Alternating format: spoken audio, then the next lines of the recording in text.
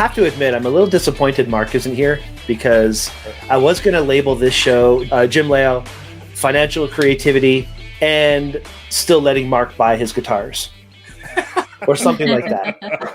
Because Mark is a guitar buying addict more than a guitar player, as far as he says. As far as he says. Right. As far as I'm concerned, he's like Eddie Van Halen. I don't really know. Yeah. But he claims that he's not a great player, but he buys lots of guitars. So a financial planner and Mark would have been really awesome together.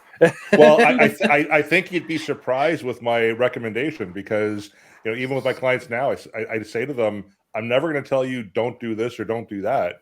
Right. Bottom line is, you're going to see it for yourself, and you're going to say, holy shit, how much am I spending on whatever, right? Because people don't really realize it as they're doing, guitar here or whatever it is, but even in my podcast episode we did a couple of weeks ago, Ryan was saying, well, $7 a day for Starbucks. I'm like, well, it's not just $7 a day. Like, everyone sees it as $7 a day.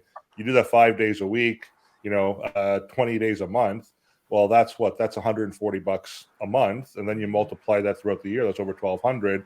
And then when people see that, they're like, yeah, maybe I need to change things. Right. So yeah, buy the $1,200 guitar and give up Starbucks. Absolutely. See, there you go. You can join my business. And on that note, welcome everybody to the Expressions Podcast. This is going to be a fun episode with an old friend of mine, Jim Leo, and of course our regular people, Sean, Aurora, and unfortunately, as you may have heard, Mark isn't here yet. And yes, that was the intro. You guys didn't know it yet, but that was all part of my brilliant plan. No, I'm just really in a great mood tonight, because I haven't really talked to Jim forever since we sold stereos together. Well, it's been, I was just thinking about that today, because I think you did meet my now wife, Carol, and we've been married this year for 21 years. And we weren't married when you met her, and that was the last time I saw you. So I think that would have been at least 22 years ago. That's crazy, man. Time. But we've kind of been in touch through social media and stuff, and so it's been pretty cool to kind of see what you've been doing in life, and it's been great. And back at you. And the reason I asked you again to be on this podcast is because we talk to people who are doing what they love to do and using their creativity to do those things. And I saw these podcast episodes that you were putting out for your financial planning and giving advice and things like that. And I thought that's really cool. I mean, that's how we did it. We just started something we wanted to do, something we thought was fun. And you're out there doing it too. And I've also seen a progression in where you started with your online presence to where you are today. And there's a different level of comfort, and there's a different level of ease with how you're giving your advice and information. I think it's fantastic. Yeah, thanks. That's awesome. Yeah, no, you're welcome. I'm just getting a message from Sean. Oh, hold on. Oh, yes. About what we waste our money on. Is that what you're talking about, Sean? Sure. So, Sean, we haven't gotten into saying hi to us yet. So why don't we do that? Sean, what have you been up to? Speaking of wasting money. I love that I'm the first person you attack with that. No, the reason I say is Sean just shared a bunch of photos of Lucille, his car, at the show that he was just at this weekend. And, it's exactly what we were just talking about, Jim. You have to have your priorities and spend your money where you feel it makes most sense. Right? Yeah. Sean? So this past weekend, this is going to come out long after, I guess, Tri-City has already been done, but I had Tri-City this weekend. It was my first one, which was super cool. And Brian, Mark, and Aurora, you guys knew that I was doing a shitload of prep for the car, and then, my mental state of going there and, being around a bunch of people while my car is being, judged. So it was a big job, but in the end it was good. I had a lot of fun. I got to do car limbo, which I've never done before. Never been a part of that, which was super fun. Very cramped, but very fun. I passed out in a lawn chair for about a half hour in the sun, so I was tired, man. Like halfway through the day, it was good. It was a fun time. I didn't win anything, unfortunately, but you know what? A couple of buddies of mine got some good awards, and they were well deserved. There's always next year, right? I just gotta work a little harder and spend my money a little more on the car. Well, Just difference is now you have some experience under your belt. You know what they're going to do. You know how they're going to judge you. You know the environment, so you can go in with a little more, direct, focused approach to it. Yeah. And Or something. I went to an actual car meet or whatever with my car group or whatever the Friday night because I stayed in Burlington or Waterdown, I should say, the Friday night, and then Saturday morning around 8 a.m. we all went down to Kitchener, and then that's where the show was. So I sent you a couple of photos from that night. Everything with the Underglow on is from the Uncommon meet, which was really cool. Lots of cool cars. All the fellas and the ladies were there, and it was a good time. Very nice, chill people. And then the other ones during the day I sent you were from the actual Tri-City itself. Sean, what are you driving? 2020 Corolla hatch. Really? Funny you should ask, Jim. I'm going to do a quick screen share of the photos that he shared me. Might as well share with the world. Yeah. Of course, I hope I don't go the wrong way with my photos here because you never know what you're going to see. Now, is there upgraded electronic equipment in there, stereo equipment? I have my subwoofer, but that's basically just one. Yeah, just one. It's I believe Brian, it's a 12-inch. Brian, you got to help him out, Brian. Just one. I love that. Oh, I got to stop my screen share. The world's seeing my Facebook. There we go. Yeah. No, I love car audio. Yeah, I know. And Brian keeps telling me, he's like, man, you got to upgrade that stuff. And I'm like, you know what? I'm working on it. I'm less worried about. Sorry, go ahead, Jim. No, I was just going to say, you know what was the indicator for me to upgrade my subwoofers? What? Every time I couldn't hear it quite as well, like I lost a little bit of hearing.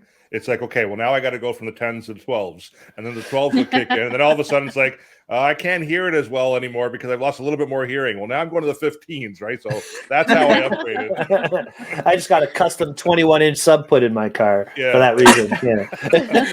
Oh, man. No, I'm worried less about putting sound in your car. I want to put it in my new car. That's what I'm looking forward to. I'm going to go see my buddy Chris for that. Yeah, I'm more or less worried about putting sound underneath the hood at this point. That's where the money is currently headed. So how many other than that, about 168, nothing crazy. Okay. It's just not much, but it's what does it say? Slow but satisfied on your car? Slow but satisfied. That's me. Yeah. Actually, also good news. So I may not have won any awards at Tri-City, but I talked to my really good friend Jay Diaz. He runs and started the Ontario Corolla Club, and as of Sunday, I am now one of the admins for Ontario Corolla Club. Oh, cool! Mazel tov! So, congratulations! Thanks, man. my grandmother just spoke through me. Mazel tov! Something that happens once in a while. Congratulations! That's awesome. Cool. Aurora, how about you? What have you been up to? My day's been pretty busy. I don't know how to explain it. It's just been a weird day. It's been a very weird day. Andrew had some problems with work. Not going to get into those.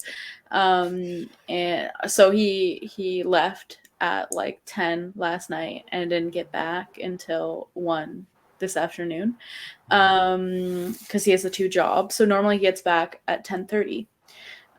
But yeah, there was this whole situation. Anyway, on top of that, my mom had an anaphylactic episode. Apparently at work they've moved in all these boxes, like old boxes of files, and yeah, so like I've been on and off the phone with her all day. She went to the hospital. The hospital turned her away and said that she just should keep taking Benadryl and that's it.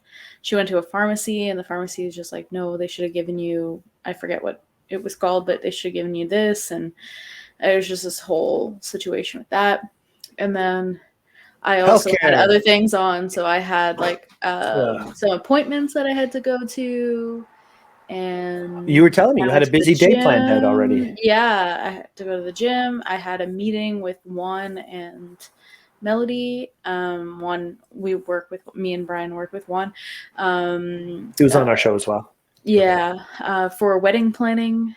So there's that too. So yeah, it's been a day. Especially after yesterday and the day before. Yeah.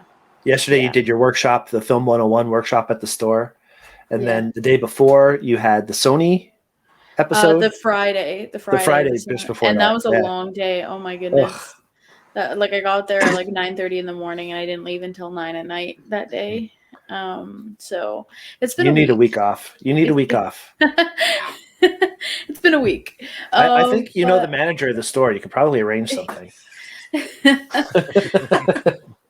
Aurora's the manager of Henry's, by the way, Jim. She's my boss. Yeah. Okay. Of the Henry's Newmarket location. Henry's Newmarket. To clarify. Manager of the entire company. Should be. Anyway, hopefully it gets easier. Hopefully you can relax tonight. We can have a great conversation and get your mind off of all that. Today was my wife's first day at a new job, and I'm very proud of her. She did great, and she just got home. I haven't had a chance to talk to her, but I'll talk to her. Hopefully I will. Thank you, Jim. Yeah, for sure. You know Shelly from before then too, right? Oh, I love you guys. Yeah, of course. Yeah, for sure. Shelly, I met like 27 years ago. Mm-hmm. So yeah, you've known her for a bit. That's cool. Well, she came to the store quite often, and yeah. I couldn't get rid of her then. That's a good thing. Thank God I didn't. And I got a new hat. This is a big thing for me. My new hat's nice. Big. Yeah, see that? Look at that. Wife shot me. Special my wrestling photography thing. And I shot for Northern Crown. Let me rephrase that. I went to a Northern Crown. I bought tickets, and I paid money to go see this event. And I'm glad I did, because Jeffrey Cole, another guest that we've had on our show, the wrestling photographer, shooting the indies, had his own wrestling company he created, and he had his first big event. So I went there as a fan, and I brought my camera. I took some shots, and I think I might be shooting the next one for them because of it. So that's pretty cool. Other than that, I'm just stoked to start talking to Jim. So why don't I stop talking and we start talking about what's important tonight, and that's what you're all about, man, because I've never really thought of financial planning as creative, to be honest. Then I started thinking about it, and I remember a training manual or a training workshop I took from Brian Tracy. Thank you, Nadeem, by the way. Okay. Because Nadeem actually got me listening to Brian Tracy sales techniques. Okay. And it's really because of that I consider myself a seller of any quality today. So Brian Tracy has a thing about creativity, and he says, even just driving to work, you're using your creativity. Yeah. If you want to take a detour, you're thinking creatively about what roads you can take. So creativity doesn't naturally come from or only come from music and art and that kind of thing. Creativity is problem solving. It's seeing numbers and thinking of a proper solution for this person to do well with those numbers, right? And you do that in spades. So absolutely, creativity is a huge part of financial planning. And if it wasn't, maybe you're not planning as much as you think you are. It's not just about the numbers. Absolutely. I agree with you there. So thinking on that term, what got you so into the financial planning world? Because I remember we were into audio video, we were into stereos, and I know you're a musician, so you're a trained guitar player. So what got you into financial planning in the first place? It was by accident. Like I think a lot of things. When I was living in Scarborough, I had a neighbor across the street who was a manager at a major bank. I won't name the bank. And she was looking for a teller to work there. She approached my sister and some other people, and they were, not of age, and I had just turned 16, and I was asked if I wanted to go for this job opportunity, and I agreed to it. Again, 16-year-old. My friends were all flipping burgers and getting paid like $4 an hour back then, and I was getting offered like 10. And I'm like, you know what? I get to put on a suit, and I always liked dressing up. So I took the job, and was it a fantastic job? It was a clean job. It was, I like dealing with people, so you deal with people all day long. I liked handling money. That was fun, and then eventually moved to Keswick after that, and in Keswick found a job with the same company, And as a teller, you're just basically handling money. You're helping people pay their bills. That's what we used to do 30 years ago. But then there was a shift in the industry where it went from a service model to a sales model. And all of a sudden, as tellers, we were expected to sell financial products and whatever else. And they had introduced telephone banking as new technology. And no one wanted to sell the telephone bank. And my manager came to me and said, Jim, this weekend, you're sitting outside at a booth and you're going to sell these. And if you get 5, I'll be happy. And on the Monday morning, he came back into the branch and he's like, how did you do? And I'm like, oh, I think I sold 75. And that's kind of like when I realized, I'm pretty good at this. And I've always liked money. I've always liked business. And eventually it just kind of led towards, do I stay in the banking industry? And then a good friend of mine who went to college, he was at a job fair. And, there was an individual who was doing some kind of job fair for financial advisors in the insurance industry. And my buddy went and grabbed his business card. He said, it's not for me, it's for a friend of mine. He gave it to me. I connected with this individual and then kind of started down that path. So nothing really on purpose. It wasn't, I wanted to become a race car driver. I wanted to become, a rock star, and all those things. I never thought of being a financial advisor or owning my own business. But ultimately that's what it ended up being. It's funny how life works that way, though, eh? I mean, back when we were selling stereos, I never thought my future would be teaching people photography and doing a podcast. And, you don't know where you're going to end up. And it's really important because, you and I were pretty much the same age that Sean is now then. Right. Yeah. And, I love watching Sean and the things that you're doing. And I'm not joking. And in past episodes, it might have even come off as a little bit, picking on you or something like that. Like with the episode where we joked, the April Fools, where we joked that we fired you and stuff. Yeah, it's not that at all. I listened to that the other week and I was like, you had me for a minute. And then Mark came in with the whole oh yeah, he's talking shit about the Wiggles. And I was like, God damn it, Mark, you ruined it. Brian was so convincing up until that point. And then Mark just solidified the joke. And I was like, damn it. And then Aurora started laughing, and then it was like, okay, well, now I know I'm definitely there for good now. You guys are stuck with me. In all actuality, I see you living your life, and I see the choices that you're making, and I'm loving what you're doing, and I'm so proud that you're doing the podcast with us. And I know it sounds goofy, and I've said it before, but it's things like that when we were that age, we didn't know what was going to happen. We didn't know where we were going to be. And Sean, you've already lived a couple lives to get to where you are today. I've lived probably the most lives for a 28-year-old. Like I've seen some shit, dude. Exactly. So it's really encouraging to know that, you just never know. You never know what's going to come down the pipes. You don't know what path you're going to sway. Because I love the changes that have been in my life. I mean, working back for Nosh and Nadeem back in the day, I didn't necessarily go to work every day happy and excited and proud to work for where I worked and do the things I did. And that is so not the case today. So it's great that you found your groove. It's great that you were able to do that. And now you're taking it to the next level and you're podcasting about it. Maybe you can explain how that started. Again, by accident. Back in 2019, I unexpectedly required open heart surgery. And just there was no indication of any problems. I just had a gut feel that they should kind of check me out a little bit deeper than they had agreed to. They had said no, and I insisted. Finally, they agreed, and then sure enough, they do an angiogram. Like, you're like months away from having a heart attack and dying. What were the symptoms? What made you feel that way? I didn't have any symptoms. In my family, my dad's side of the family, I'd say most of the men in their 40s had a heart attack and died, or had a heart attack and survived. And we have a condition where some of us have a condition where our livers overproduce cholesterol. So it's not diet based, it's not exercise based. It's just, even if I was on a liquid diet all my life, I still would have sludge running through my veins. So in my 30s, when I started a family, I thought I better just kind of get checked out and, was put on medicine and to help lower cholesterol and stuff. But it was still, we couldn't get it to a level that was acceptable. So proactively, I was seeing a cardiologist, and every 2 years I'd go through my routine stress test and all that stuff. And every 2 years he's like, yeah, you're good.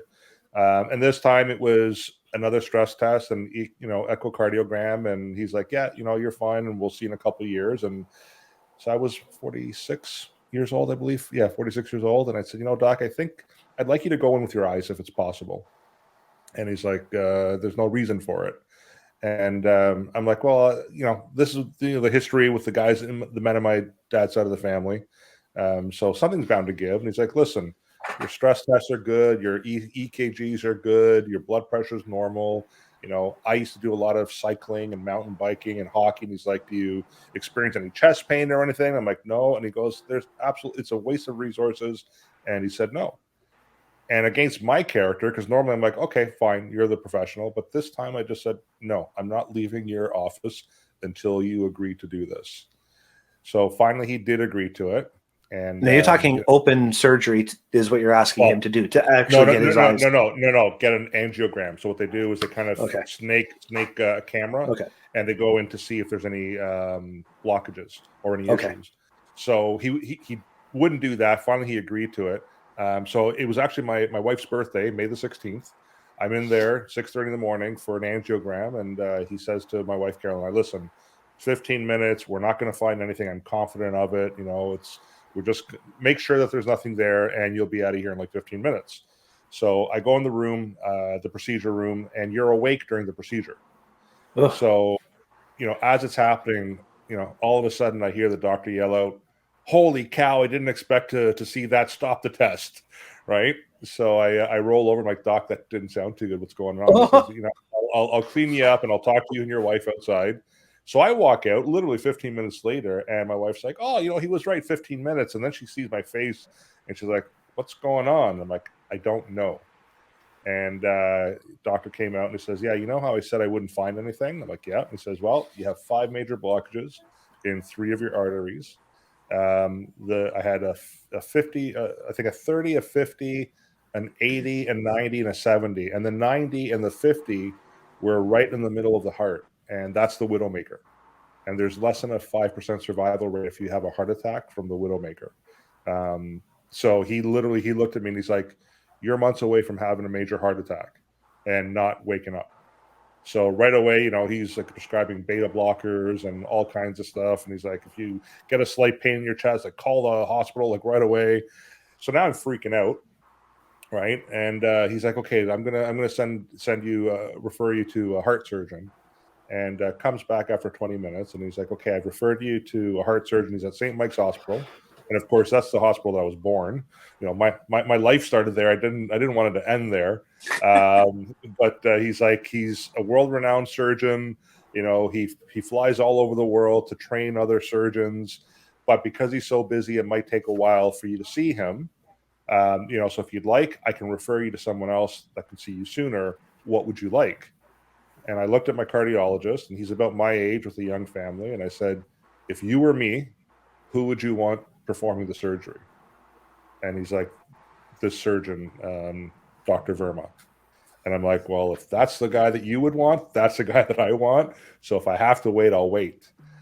8:00 that night, I ended up getting a phone call from Dr. Verma's office. And they're like, "We're going to see you Tuesday morning." So this is, again, the 2-4 long weekend, right? So Tuesday morning, 8:00, you're coming in, and you're going to have a consult. And Tuesday morning, my wife and we drove down to St. Mike's Hospital, sat down with Dr. Verma. He's like, "Yeah, you're in desperate need of open heart surgery. So go talk to my receptionist, and she'll book you in." She looks at me. She's like, "Okay, I've got something 2 weeks out." She's like, "I know this is a lot for you guys to handle, but we just had a cancellation for tomorrow at 12:30. Wow. Do you want the tomorrow at 12:30? And, everyone is thinking, my automatic response was, "I'll take the tomorrow." In my mind, I'm thinking, as a business owner, right, 2 weeks kind of buys me time to kind of wind things down, kind of take care of my finances, kind of get prepared, because I knew I was going to be off, 4 to 6 months, and I wouldn't be able to work at all, But then the thing that changed my mind was my daughter at the time was graduating grade 8.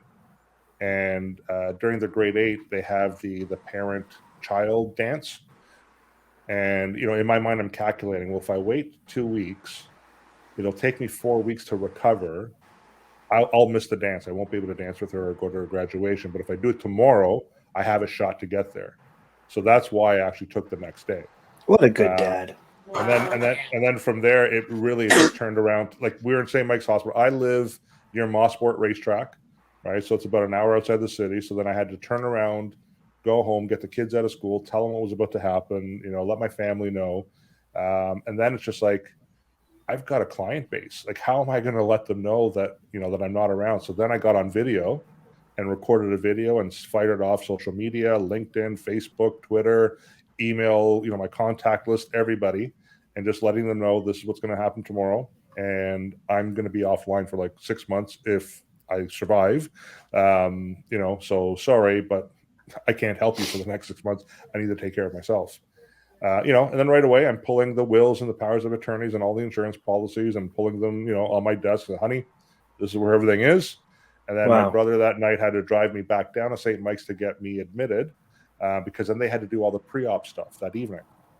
So the pre-op stuff was all done. And then the next day at 12:30 in the afternoon, I'm getting my chest sawed open and open heart surgery. And it was crazy. So that led to my podcast, because then when I was recovering, so I survived, obviously, I thought to myself, and I say this more about guys. We don't talk about what we're feeling. We don't talk about our fears. We don't talk about any of those things. And I got to tell you, I was laying there, thinking to myself, I'm going through a lot emotionally. I'm going through a lot. Like, there's a lot of fears. So it was a roller coaster ride. And I wanted to share that experience, not because I needed to share it for my own purpose, but it ended up being therapeutic for me. But I needed to share it because if there was some other person out there who was about to experience it, had some questions, wanted to talk to somebody else, because you can try to understand what it's like to go through a traumatic surgery like that. You have no idea unless you actually go through it. No doubt. So that was the reason why I started the podcast, was more to kind of talk about that experience, and share what I was going through. And you know what? It did have clients come to me saying, "Hey, I'm about to have open heart surgery, and I'm scared. And I heard your story, and it was very encouraging and helpful. And so what I was hoping to achieve has been achieved." Nice. And then from there, I'm thinking, okay, I've done a few episodes. Now there's nothing, so maybe I need to record some more shows. And I didn't want to do the typical, what's an RSP and what's a TFSA, and should you take your CPP at age 60 or 65? Like, there's a lot of that content out there. So I've been trying to stay away from that. It's just more of situational. When you're retiring, here are some things that people go through. A lot of people romanticize about what retirement's going to be like, until you hit it, and then it's very different. It's very emotional, very scary. So that's kind of what led to the podcasting. That's interesting, because I've never thought about that even. Like, I'm not retiring tomorrow, but I'm a heck of a lot closer to retirement now than I used to be. Yeah. So, the thought of work, and then all of a sudden, what do you do? Oh, you have to transition into it, because, and I'll tell you this, it's normally, again, the guys are the difficult ones to deal with. So a lot of my retired clients who I've worked with for 15, 20 years, it's usually the men that have the hardest time going through that phase. And it usually takes them 12 to 18 months to kind of get through it, and then they're comfortable with it. But they're very scared, because, they went through their life where, hey, if there's a shortage of money, I'll just go to work and make money. Mm-hmm. So all of a sudden, I've got money, I can't go out and make it, and I can't lose what I've built.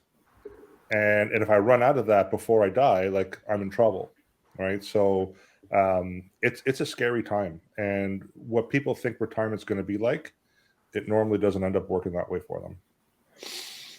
Yeah, that's my fear for sure. Because I should talk to you more, Jim. We'll talk when we're off air, but yeah. I don't have a whole lot of planning that I've done so far, and I think I might actually be at the point where I could start talking about that. So And the planning, you know what it is? I just say to people, it's like a roadmap, like if you plan on doing a trip to Alberta, it's a trip, and you have to have it mapped out. You need to just make sure that you know exactly how you're going to get there.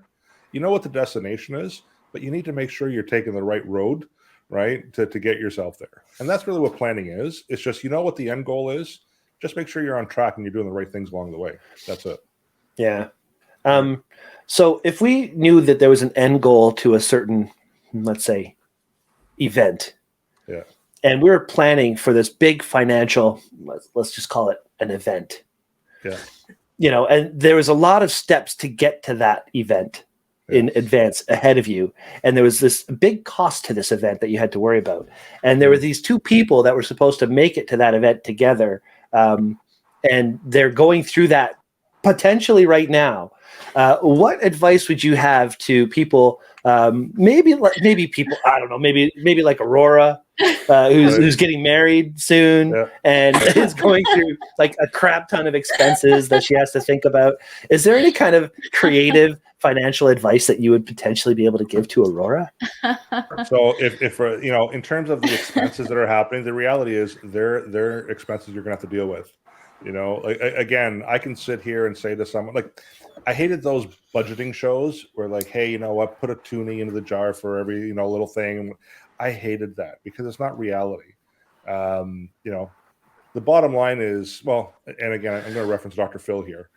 He says, there's things you need, there are things that you want, and then there's things you can afford, right?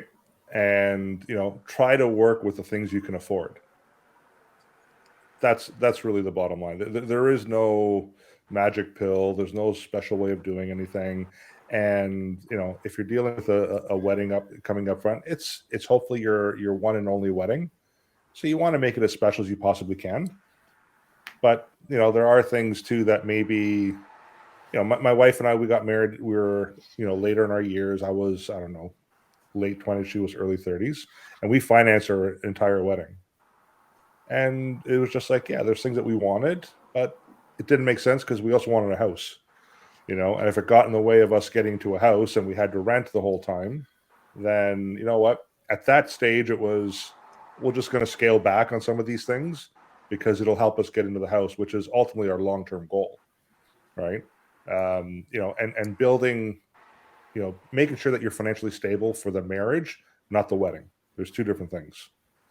And everyone seems to focus on the wedding, but the marriage is really the most important part of it all. And making sure that you're on the right foot. So what I would say to young people getting married, and we have talked about this as well on our podcast episode with Ryan, my co-host. He's also my associate advisor. When you're young, start talking about money now. That's the one thing. Like, if you listen to our last episode, that's what we talked about. Is some of the fears is young people don't talk about money. Older people who are in a marriage or leading into a partnership don't talk about money. And the problem with that is if you don't understand who you are, so you can have a spender and you can have a saver, and that's Carol and I, my wife and I. I'm the spender, even though I'm the financial advisor. She's the saver. And in our 21 years together, I've taught her to enjoy some of the money a little bit more. And she's taught me to maybe question the purchase, right? Where before I would just kind of go in and pick up whatever and walk away with it and then realize later that was a waste of money. Now I might pick it up, walk around the store for 15 minutes, kind of talk it through. And now I'd say 80% of the time, it's like, I really don't need that. And I put it away. You can have two savers in a marriage. And what I find with two savers is you're not building wealth. All you're doing is just kind of squirreling away money. And it's not really building wealth or growing wealth long term. But the most dangerous if you have two spenders in the marriage, because you're always going to be in debt and you're never going to have money. So you really need to understand as a couple before getting into the marriage, who are we in the relationship? And to talk to a financial advisor, because again, just mapping things out, getting the advice, because we're going to see things differently than the people who are in the trenches themselves, right? So it's just start to talk to somebody. And it doesn't cost a bunch of money to talk to financial advisors. I would say stay away from the bank advisors, and I know I'll probably get sued for saying that now, but the bottom line is you're dealing with an employee of the company that's not going to be there 6 months later and growing with you. You want to work with someone who's independent, who will kind of go through the different life, changes that you're going through as well. What do you think of that, Aurora? Very interesting, very good. I feel like I need this because I'm I don't know if it's right away, but I've always had kind of struggles with money. Like I know so many people who are like their family, their parents have been able to like pay for their like school and like car or phone bill. Like I started paying for things with my family almost as soon as I got a job. And I got a job when I was 15. So it's one of those things like, little things here and there, like groceries, whatever. And then it adds up. And then it's like, oh, well, I've got to go to college. Okay, so you have to apply for a student loan. And I had the student loan and I had to pay it all down myself. And then I was given poor advice. I'm not going to say who gave me the poor advice, but I was given advice at the time. I was only working, one shift at Henry's at the time when I was in college. And I had to pay for gas for a car that was old, beat up Chevy Impala that my grandparents said, well, we're getting rid of it. So if you want it, you can have it, kind of thing. And I had to pay for gas to drive from Stouffville to Etobicoke. And I could barely afford to pay for the gas for the car with the amount of hours that I worked, let alone the insurance and all the other things that I still and the repairs that came with the old car. Dipping into student loan and then dipping into credit card to pay for expenses. And it's a continuous problem that like once you're in a big amount of debt, it feels like there's no end to it in some ways. So I'm done with the student loan, but I still have credit card debt. It's really tricky. It's really tricky. And I feel like the way that I've always dealt with things has been like, oh, you can figure it out yourself. Now being the serious in the relationship with Andrew, he's like, oh, we can do it together. And there's like a block in my mind in some cases where I feel like, well, it's my mess. I have to, clean it up and take care of it myself. So, I mean, there's another way to look at it, though. Big conversation. If I was to become a photographer, I can either watch a whole bunch of YouTube videos and Google things and try to figure it out, or I can go to Henry's and Aurora and talk to the professionals and have the professionals kind of help me along the way. And I'd probably get a lot closer to the end point speaking with the professionals than trying to figure it out on my own. That's a great comparison. So we're coaches. The bottom line, financial advisor, we're coaches. And our job is to kind of help you along the way. I'll share a personal experience. And this is something that I shared again recently on one of our episodes. A lot of people think about financing as a bad thing. Paying interest is a bad thing. And in some cases it is, right? But last year, for example, we had a storm that came through our area. We lost power for 2.5 days. Water tank blew up on me, and it cost me over $10,000 to replace the water tank because my house is also heated by hot water. And of course, it was built 20 years ago, so nothing's code anymore. And oh, by the way, copper's expensive because of supply chain issues. So, you factor in the taxes, it was $11,300. Wow. So right away, my thought process was, I'll take that from my tax-free savings account and just pay it all one shot. And then I asked the question, I'm like, okay, well, what if I were to finance this? What would that look like? And of course, the company came back all happy. Like, you know what? We can amortize this for 15 years. It's 10% a year for 15 years, and it's $120 a month. And right away, my reaction was, why would I pay 10%? I'll probably just pay it off if I can do so. And then I looked at, there's a process that I take my clients through whenever these situations come up with them. And I'm like, well, I should walk myself through the same process now, which I did. So when I plugged in the numbers and I 11,300, 10% for 15 years, my interest was going to be over $12,000 over 15 years. So it would have cost me over $23,000 between the cost and the interest. And again, my reaction was, why in the world would I pay $12,000 in interest if I'm able to kind of pay this off using my TFSA account? But then I ran the numbers. I have this money in my TFSA account. If I pull it out, I'm no longer making the 7% that I've been making over 10 years on that money.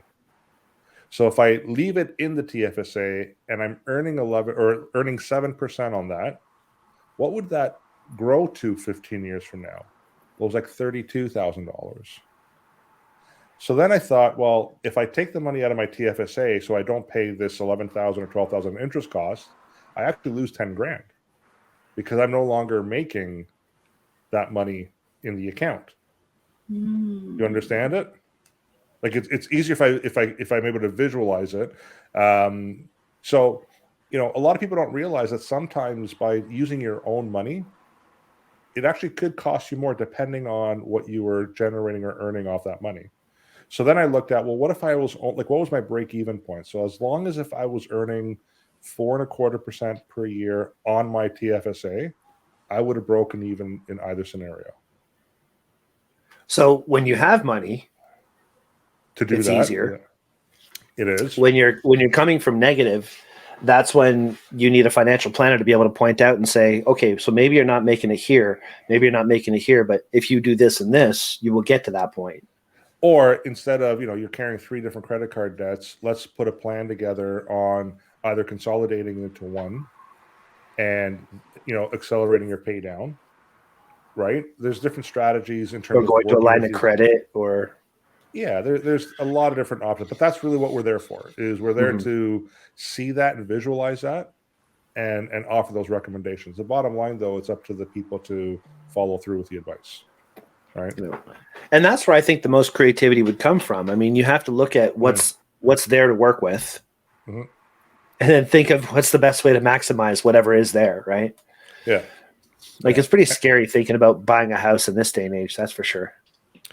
Well, yes and no. Again, and I might be a little bit different or contrarian to everybody else, but a house 30 years ago would have been $200,000, but we're also making $5 an hour, right? Like everything's relative, So is it hard? Yeah, there are programs in place to kind of help you to get there.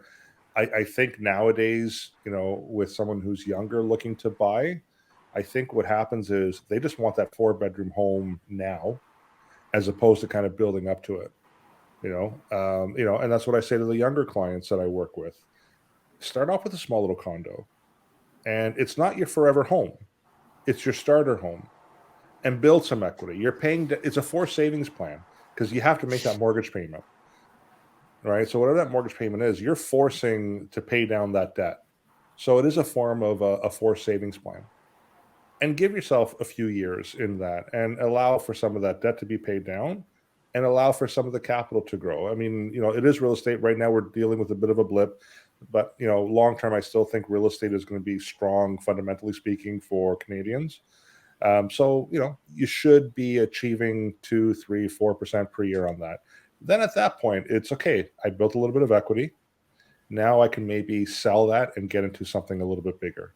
And it might take you 3 moves, maybe 4 moves to finally get into your forever home. But that's really the way to do it, as opposed to trying to hit the home run right off the bat. It's funny. Aurora and I have a coworker who kind of did that similar process, came to the country, worked for a camera store and bought a place because he had the advice to buy a place, and he lived there for a few years and sold it and made enough money that he doesn't have to stress as badly today. That was his launching point to get him where he needed to be. He didn't plan on staying there forever. It was a stepping point, and he's recently found his, I think, maybe another stepping point place. I don't know. Who knows? But and the beauty in Canada is you can do that with your principal residence and not pay tax on any of their growth. Right? That's the other benefit. So all that growth is tax-free, and you can just roll that into your next principal residence and kind of build it up until you get to that final point where you say, hey, I'm now happy with where I'm at. It just takes time to build into it. So the first one's never going to be the best one, but just get your foot in the door. Like that's really it, is just get your foot in the market and build as soon as you can. Yeah. Well, because here's the other thing with rent, right? You're losing 100% of that money. You're never going to get that back. You're never going to get it back. If you're paying, $1,500 a month in rent, $18,000 a year, and you do that for 10 years, that's $180,000. And you walk away from that, the landlord's not going to say, hey, you are a nice person, I'm going to give you some of it back. They're pocketing it all themselves. And what if you had that 180,000, in your pocket in a home, for example, growing at 3 or 5% per year? Now that number becomes even that much bigger. Mm-hmm. Right. Now, I have to admit, I was quite lucky when we bought this place that we live in now. It was 20 plus years ago, and the house value was, let's just say it could be worth over 800 today. Mm-hmm. It was maybe 1/7 of that when we bought it ish. Yeah. So, we struggled with the payments just like anybody renting would, and we did what we had to. And, we both worked retail and did our best, not making tons. And we're at a place today where we're still working retail and doing our best. But at the same time, we have equity in the place that we own. And if we did get into trouble, we know that we have a safe environment that we can draw from if we had to, right? Yeah, for sure. So that's great advice. I think getting a place young is important. It's just not easy, and it's super scary. It's super scary. Oh, it's scary, and it's never been easy. Not 20 years ago, not 50 years ago, and not in the future. It is scary. It really is, and it's not easy. But there are ways to do it. It's funny, you mentioned earlier how, back in the day, you're making $4 an hour and versus what today. It's more, it couldn't be more true. I mean, I was making $4.25 an hour working for Nosh. Yeah. And plus commission, right? Well, the 2%, I think it was. Yeah, 2% over 6,500. And we sold maybe 10 grand a month. Yeah. So that was lucrative. But anyway, lots of mac and cheese. Lots of mac and cheese back then. And hot dogs when they were $2 a package, and now they're $8, which is ridiculous. Yeah. Anyway, Jim, man, that was great advice. I really appreciate you going into detail on that. Hopefully that could help Aurora or other people as well listening. And again, that's the super creative side to looking at a problem and thinking outside the box on how to get the most out of it, right? So, yeah, of course you're creative, dude. And the podcasting, what a great idea. Where's your next step with the podcast? Well, it was tough for a while when it was just me and I was a lone ranger trying to interview myself or just, kind of doing whatever. I was fortunate last fall. I added Ryan as an associate advisor. And one of the things I'd said to Ryan, I said, you know what? I'd love to kind of pick up on the podcast, maybe record on a more frequent basis. Because before it was a one-off here or there. There really wasn't any planned episodes. So, Ryan loved the idea. He always wanted to get into podcasting, so that he saw it as an opportunity for him as well. And it's been great. He and I are very similar in terms of our personalities and kind of laid back. And yeah, we have a great time. So I think really it's just more of, we would like to maybe record every couple of weeks. I think we've only done one where we've interviewed someone. So I think I definitely would like to do a little bit more of that, kind of like you're doing with me today, is interviewing others and kind of bringing them in. The challenge in my industry, there's so much compliance. So, there's kind of like a big brother association that will restrict us on what we can say or what can be said. So that's a bit of a challenge sometimes in terms of the topics. So we're being very careful in terms of, the topics that we choose and what we want to talk about and who we bring in to interview. Good. And you know what? It's fun any way you look at it. And the reason we started what we do here is, again, during COVID, we needed to keep our creativity going. Yeah. And I didn't want to do it alone. And I know Aurora didn't want to do it alone. And, I knew Mark and Ryan at the time. And since then, we've asked Sean to be a part of it. And I look forward, I'll speak for myself only. I look forward to Monday nights because I get to talk to these guys and find out more about what they're up to and talk to people like you and catch up. And I've had a lot of people I've known in the past on, and I've had a lot of people I'd never known on. and you just never know where the conversation's going to go sometimes, unless you create a show where your like format is so strict and regimented, which I don't know if I could handle, and I'm pretty confident Sean wouldn't be involved in it if it was like super boring. But that's actually one thing that we've done on purpose. A lot of the unsolicited comments are, "Oh, your podcast is so raw, it's so authentic," and I'm thinking, are they really saying like low production, or like what do they really mean by that? Right? But one of the things that Ryan and I agreed to was we didn't want it to make it this big huge production, So I am using some technology, so that's kind of helped out, with some. Again, I'm not a writer, I'm not great with a camera, but using things like ChatGPT to kind of give me an outline that helps me to kind of so it's not scripted, but here's just some points to kind of follow. And like you said, sometimes you kind of go off of it and which is great. And then using avatars as an intro to our podcast. A lot of people don't, some people are looking and say it doesn't look quite real, but most people think it's a real actor basically introducing us, and it's not. It's AI technology that I found online, and so cool. So the creative side for me is actually kind of working with technology. I love that, and that gets my juices rolling for sure. That's cool. And we didn't even talk about guitar or anything like that, but we're almost at the end of the conversation. Maybe before we say goodbye, unless Aurora or Sean, you have anything you'd like to ask about the financial planning before we move on? No, I'm good, man. Math isn't really my strong suit, so all this talk about numbers is like over my head. And I'm a tall dude, so. And listen, and don't feel guilty about spending your money on cars, because I had a CRX and it was all juiced up with stereo equipment and stuff, and so I've been there, done that, so don't feel guilty about enjoying that. Yeah, I know. I'm trying to. You got to convince my mom that it's something I need to enjoy. I don't know if that's in Jim's job description, convincing mothers, but I don't know. No, my mom hates it. She despises the fact I spend money on my car. Like, why do you spend your money like that? It's like, well, I don't have anything else. So. Yeah. No Picasso's hanging on the wall behind you. And one day, just like me, you'll look back like, I can't believe I spent all that money. You're gonna enjoy it in the moment, and I enjoyed it in the moment. But sometimes I look back, it's like, man, like how much thousands and thousands and thousands of dollars were spent on a car, but hey, you enjoy it, and it's something that you can look back on and say that it's something that you did, and no regrets. Yeah. Exactly. No regrets for sure. Yeah. No regrets. No regrets. All right. Well, guitar playing, man. I mean, do you still play? Because I know you were classically trained to play guitar. Yeah, I went to Royal Conservatory of Music for I believe it was like 8 years. To learn classical, and I haven't touched the guitar really in like 25 years or so. Don't even know if I would know how to play it, but interesting. Love the guitar growing up. Loved instruments. I mean, I could pick up an instrument and start playing it, which was a talent that I had. Or even with my guitar, I can listen to a song. It's like, I really want to learn how to play that song, and I can kind of figure it out on the guitar fairly quickly.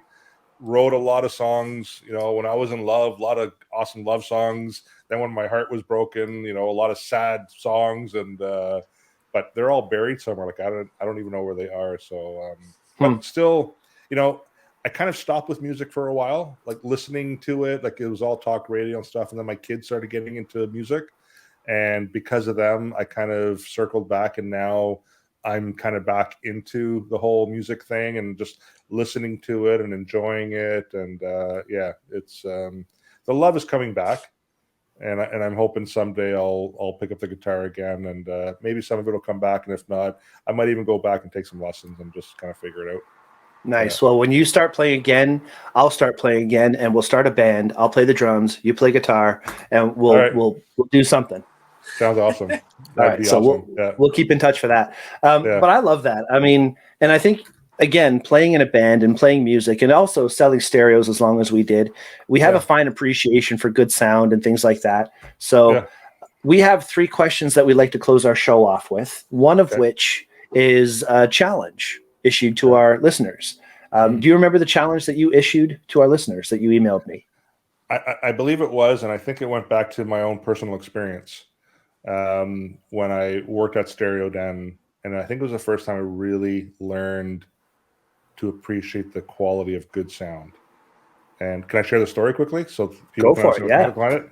So I was sent to deliver some, I believe it was energy speakers to an elderly couple up in Bradford.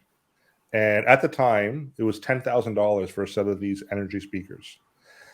And I showed up to their place, and the old man, so he would have been in his mid-70s, British speaking. He's like, "Oh, bring them in here and set them up over here." And there's literally a tower from floor to ceiling of electronic equipment back then. So this was about 30 years ago. And it was tube amplifiers and record players. And he used to build his own amplifiers. That's what his previous job was before he retired.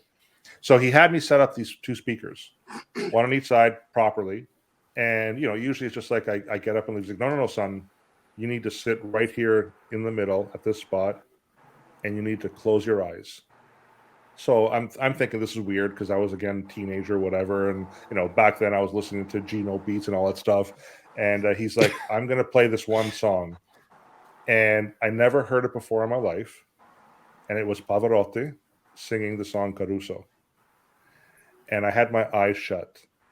And it felt like Pavarotti was standing like right in front of me, singing to me.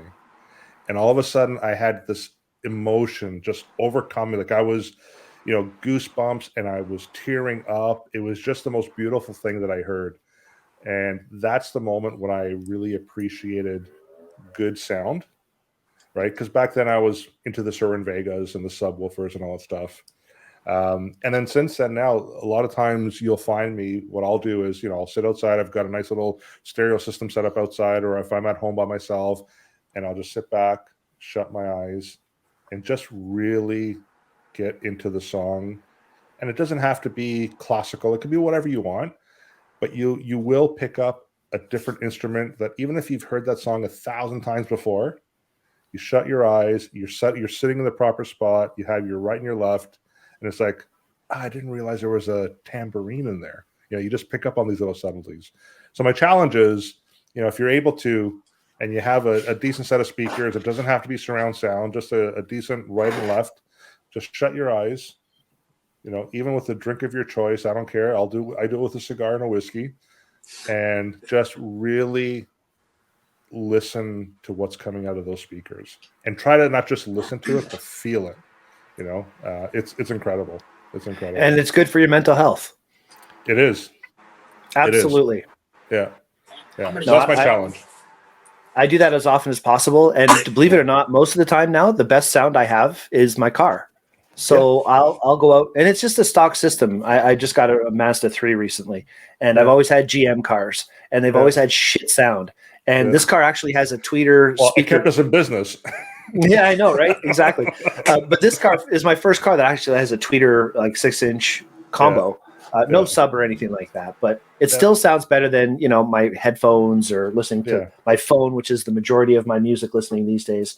And I'm listening to music. Like that, No, I can't wear those. I don't like those. Yeah. They in my ears. I don't like that. I like to have sound. Like you're talking about, proper sound. Yeah. So listening to music in my car. Shelly hates it. She like 2:00 in the morning. I'll be out there listening to music in my car. But no, I love it, and I do encourage people to do that for sure. So great challenge. Yeah. All right, next question. We have another question after this, and then we'll let you go. Next question is, speaking of music, what's your jam? What's that one song that you just can't live without? Anytime it comes on, you have to listen to it all the way through. 5-star rating every device you listen to it on. What's your jam? Love Shack. B-52s. Oh God, that's the one song you can hear the name of, and the whole song goes through your head instantly. It's one of those songs. Well, because there's so many memories that go along with it too. So whenever I hear it, I have to everything's just crank the volume and listen to it. Now, if you ask me what song do I use to test a sound system with, if I want bass, it's Vogue every single time. Yeah, we used to use that all the time. Yeah. Yeah, and I've taught my nephews to do the same thing, and it's just because it's just the mids come in nicely there in the beginning, and then you get the kind of low end kind of kicks it, and then when it actually hits, right? That's the one that I use because you get it all around that. And the other one which I think Nadim used to use all the time, was money for nothing. Mm-hmm. Yeah. With the drums. That's another one. If you just shut your eyes and you just sit there and you just get the whole intro coming, like that's a freaky song to. So I think a big reason why you like those two specifically is I'm pretty confident they were still recorded in the analog days. So we have analog, digital copy, right? Yeah. Where it's not recorded digital. So there's still some warmth and there's this really nice production value to it on both of those. Yeah. Awesome. Yeah. Good choices. All right, cool. And the final question before we say good evening is tool of the trade. What do you consider to be that one thing that you rely on to get you through your day-to-day, whether it's career or personal, that you would consider to be that tool of the trade? It could be an actual tool. It could be a mental thing. Right. What do you fall back on every day as your real tool of the trade? I live off of my CRM system. That's a big one for me. And a lot of financial advisors don't have one. And we've been working with one for many, many years because we record all of our history with our clients. Now with AI technology, like it'll come up and, we get an email and it'll pull the information from the CRM saying, hey, you had a meeting with this client, 3 months ago, and this is what you guys talked about. Or there's like talking points, and it's just, if a client emails about a life event, a health issue, we have that kind of there in front of us, snapshot. So I would say that we live off of CRM. So just to clarify, CRM is customer retention management. Is that right? Client relationship management. Oh, okay. All right. Yeah. So basically it again tracks all the history and keeps everything all centralized. So I would say that as a boring tool. We also use our financial planning program, and we like it, going back to maybe the artistic side of things, or creative side of things, it's visual. So a lot of times we build that out, and all of a sudden I can see the snapshot of everybody's financials. And that's where kind of I start to visualize, hey, this is how we can make some moves along the way, almost like chess pieces. So that's another big one that I work with. Very cool. Very cool. Yeah. I'm just getting pings right now. Mark just made it home from work. So I guess he missed the episode, but that's okay. We love Mark. Jim, great answers. Thank you so much for being here today. It was really great catching up with you and hearing what you've been up to. Aurora, Sean, anything you'd like to say to Jim before we say goodnight? Well, thanks so much for being on. I really appreciate it. I like the advice that you gave and all that. Do you happen to have like a quick tip or quick challenge that you could give to somebody who's trying to save money or trying to pay off something? I think the first thing really is you need to map everything out. You need to put everything into a planning program to visualize where things are going. So I think that's really the first thing, is to try to work with someone who can help you with that. Yeah. When I started in the industry, a lot of the people that would come to us for help were usually in their 50s and 60s saying, hey, I want help now. And sometimes it was too late. We just didn't have enough time. And also they've developed a lot of bad habits along the way. When you're younger and you work with a professional, we can kind of help you correct some of those habits. And you have time to course correct along the way as well. So really the tip is try to work with someone who can kind of coach you along the way. And also, I just want to quickly point out TVH stands for tortoise versus hare. Yep. So I think that's a brilliant name for your business, tortoise versus hare. You're thinking of the long game. You're thinking of getting to the prize the right way, not necessarily the hasty, quick way, which it kind of goes in line with that advice you just gave to Aurora. Have somebody who can plan it out, see it from a bigger picture, and help you guide your path a little bit better. Yeah, there's no quick fix. There really isn't. And when people try to get into the quick fix, that's when they get themselves in bigger trouble. Yeah. Sean? Dude, thanks. Thank you very much for coming on the show tonight. I mean, when Brian posted in the group chat that we're talking to a financial planner / advisor, I was like, I don't know what the hell I'm going to say. Numbers to me, anything math related, my brain shuts down and I start drooling. Like Yeah. it just shuts off. So I go full idiot straight up. Yeah. But no, you mean I've learned so much already just within this hour of listening to you go on, and you have this vibe about you that's just, you know, like if you were my financial planner, I feel like I could just have a beer with you and we could just talk money and I drink beer. You figure it out. we can work with that. Well, I appreciate that. I appreciate that. No problem. And on another point, I still can't believe that you actually just out of random you saved your own life. That to me is wild. That's crazy, man. That's amazing. The fact that you just were able to just say, you know what? No, I want this now. Give it to me now. Just give me the open thing and, you know, cut me up and figure it out, right? And then you just saved your own life, dude. That's wild to me. Yeah, I don't know if that was a universe thing, you know, whoever believes what, but I was definitely one of the lucky ones. And trust me, when I see my cardiologist now and he sees me, he's happy because he knew he had a close call. Right? Yeah, no doubt. Call. Yeah, you saved a class action suit or a lawsuit against him potentially. but see, I don't blame him. I've had people ask me that, you know, and I don't, because he followed protocol. Like he followed everything, and everything in his training said there's nothing wrong here to worry about, nothing to worry. So just leave it, right? So I don't blame him at all. I actually give him credit because a cardiologist to listen to a patient say, "No, you're wrong, and I want you to do this." You know, many of them who have a God complex would have said, "No, forget it. We're just not doing this." Ego would have prevented it. For him to put his ego down and say, "You know what? All right, let's do this." I still think it's a waste of time. I actually give him full credit for that, to be honest with you. That's a good approach. That's a good way of looking at it. Yeah, so I got lucky that I had him as a cardiologist. Jim, where could people find you online to track you down to get some financial advice from you? Yeah, website, www.tvhfinancial.ca. That'll take you right to my website. And of course, the different social media platforms. You can do a search for TVH Group. You'll find us on YouTube. We're also on Twitter. We're on Facebook. We're not on TikTok. And then finally, if you want to listen to our podcast too, just search the Tortoise and Hare Financial Podcast, and you'll find us there as well. Awesome. Thank you so much, man. Aurora, thank you. Sean, thank you. And to all of you who stuck through this episode, thank you very much for watching. We love doing this, and talking with old friends and new friends is just the best part of it. So thanks for watching. We'll see you all next week, and have a great one. Take care, everyone. Thanks, guys.